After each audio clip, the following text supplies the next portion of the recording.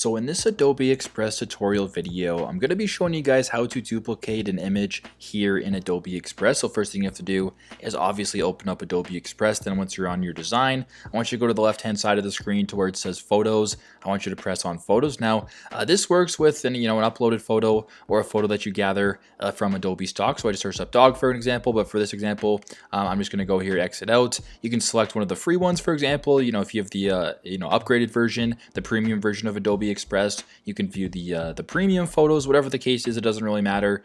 Let's just say I want to use this photo, for example, this wellness photo right here. I'm going to go ahead and press on this wellness photo.